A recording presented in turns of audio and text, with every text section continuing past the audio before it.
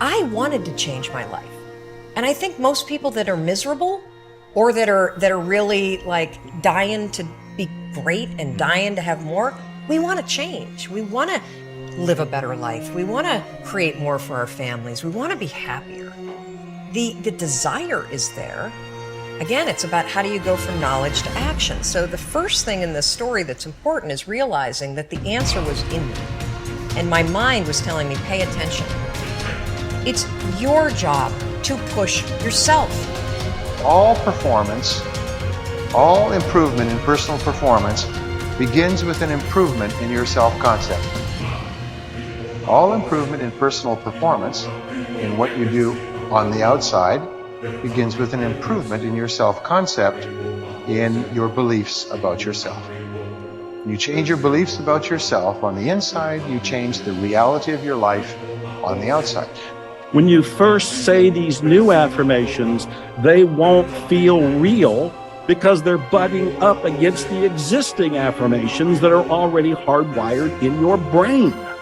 So what we have to remind ourselves is the way I got here is through the affirmations that were stated unconsciously. When I was homeless back in the 70s in Dallas and struggling, my affirmations were negations. It's like nothing's working out for me. It's me against the world. I felt totally alone. I was angry. And everything I repeated were affirmations of self-destruction. But I didn't know it. When we introduce new affirmations, we're going to feel like, oh, I'm just lying to myself. Of course you're lying to yourself. You're starting a new self-creation at this very point in time. As you keep repeating it, you'll get more comfortable with it. It'll rewire your brain, and it'll start to become the new truth. It'll become second nature to you, to the point where you don't think about it anymore, because now you have a new mindset.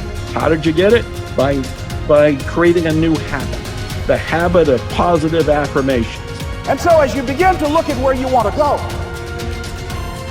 beginning to embrace that, it's possible. I'm blessed and highly favored. I've got a lot going for me. I got some good stuff in me.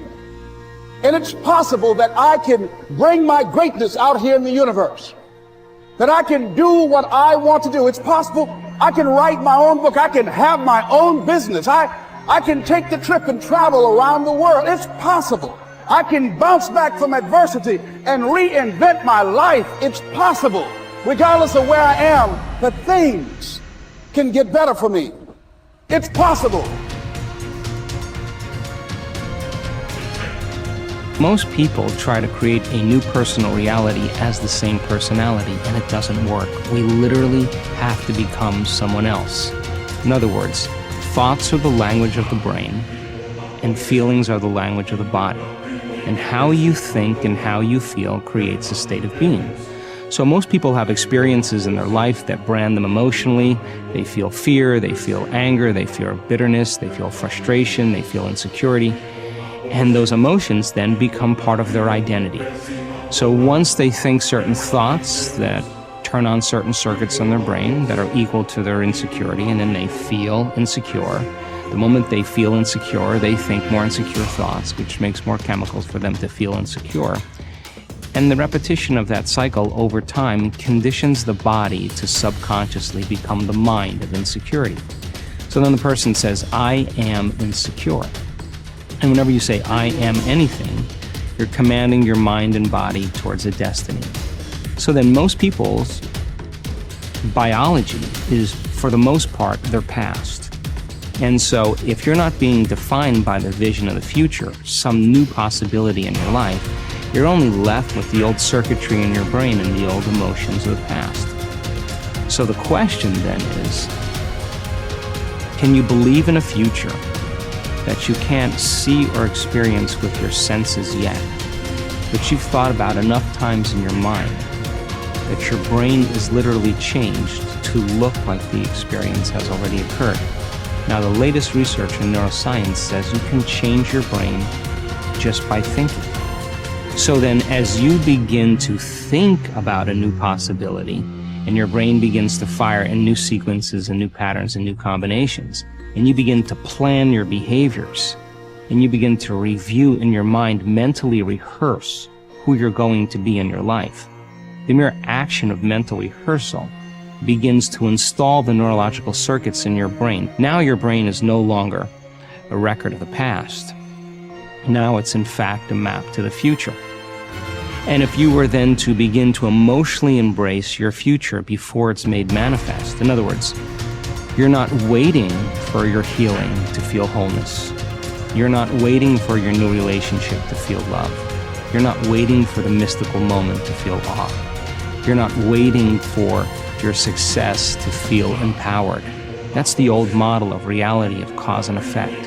Here's a big source of inspiration: beginning, getting started. Actually turning thought and the notes on the paper, the plans, actually now committing it to action, getting started. And beginning can be an incredible source of inspiration. Guess what you can say when you begin a change in your diet? Guess what you can say? I'm on a new track. I have carved out for myself a new beginning. I'm on my way to the most incredible health. I will never be the same again. I'm leaving the old, undisciplined part of me. I'm leaving that behind. I'm a new person. I'm taking my first shake. I'm swallowing the first tablets.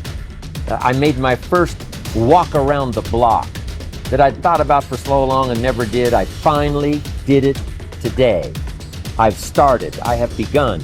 That is an incredible source of inspiration. And that is to start, to begin.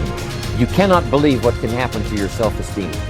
And many of you have already experienced it. I'm just asking you to begin something new in all the areas of your life. Maybe you've always thought about benevolence and you just haven't gotten started, or you haven't made the plans, or you haven't made the decision.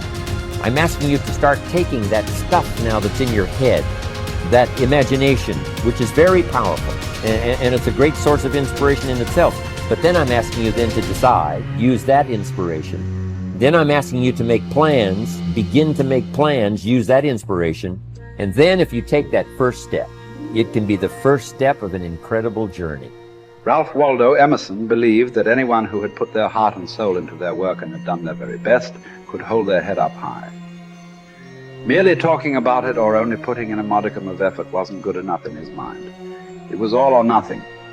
He believed that doing your best was an admirable quality, and that although you might not always be successful, knowing that you had done all you could was often all that mattered. At least you could look yourself in the eye. This ethos is central to many youth movements, such as the Scouts and Guides, and is a great philosophy for life in general. Indeed, doing your absolute best in everything you do is something that we should all aspire to, and it doesn't matter if it's at school, university, work, or home.